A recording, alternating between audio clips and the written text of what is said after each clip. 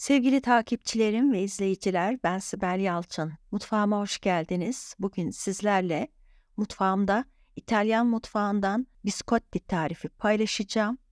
Sizleri çok bekletmeden tarife geçmek istiyorum. Hepinize keyifli seyirler dilerim.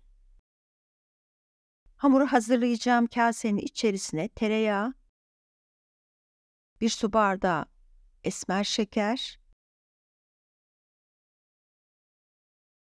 1 su bardağı fıstık ezmesini kasenin içine aldım.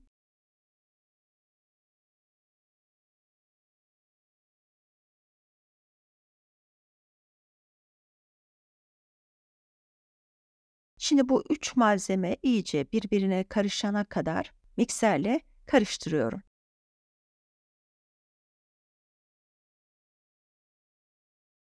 2 adet yumurta kullanacağım. 2 adet büyük boy yumurta kullanacağım. Şimdi yumurtayı ekliyorum. Tekrar mikserle karıştırmaya devam ettim.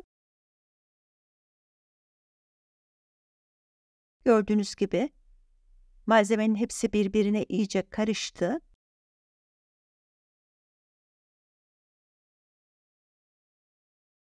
Çok az kabartma tozu kullanıyoruz. 1 çay kaşığı kadar, çok fazla kabaracak bir kurabiye değil.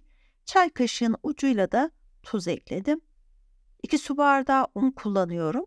Unu da mutlaka eleyerek kasenin içerisine alın.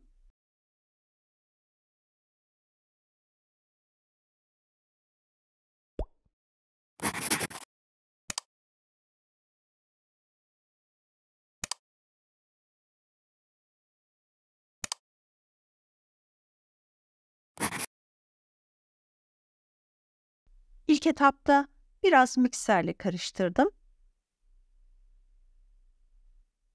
Çok fazla elimle yoğurarak elimin ısısıyla hamurun yumuşak olmasını istemiyorum. Eğer hamur çok yumuşak olursa un eklemem gerekecek ve bu sefer de biscottinin kıvamı bozulacak.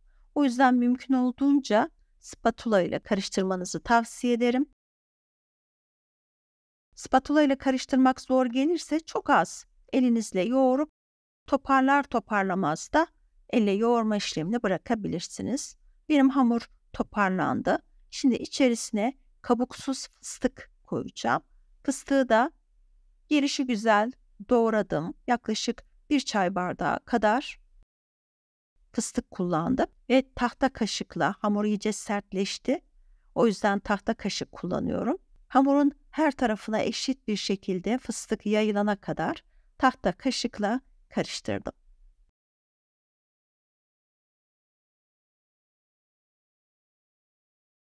Fırın tepsisinin içerisine yağlı kağıdı koyup hamuru 2 eşit parçaya ayırdıktan sonra mümkün olduğunca eşit kalınlıkta ve eşit uzunlukta olacak şekilde videoda gördüğünüz gibi şekil vererek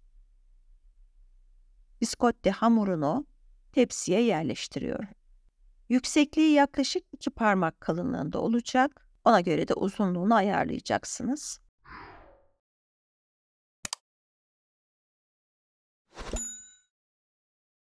Fırınımı önceden 180 derecede iyice ısıttım.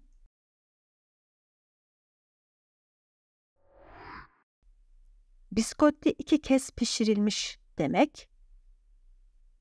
Zaten biscottiyi diğer kurabiye tariflerinden ayıran özellik de 2 kez pişirilmesi ve çok gevrek olması. Gördüğünüz gibi şekli verdim. Önce 180 derecede ısınmış olan fırında 35 dakika pişiriyorum. 35 dakikanın sonunda fırından çıkarıp iyice soğumasını bekledim.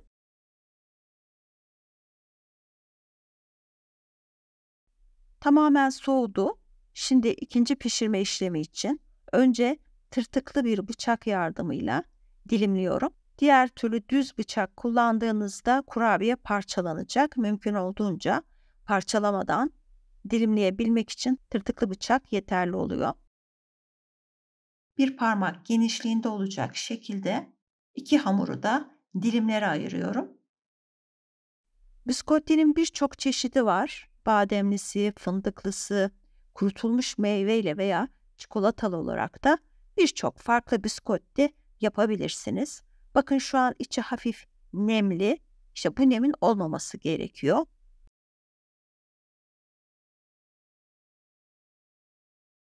Gevrek kurabiye olacak. O yüzden ikinci pişirme işlemi yapılıyor. Dilimlemiş olduğum biskottileri tepsinin içerisine tekrar alıyorum belirli aralıklar bırakarak.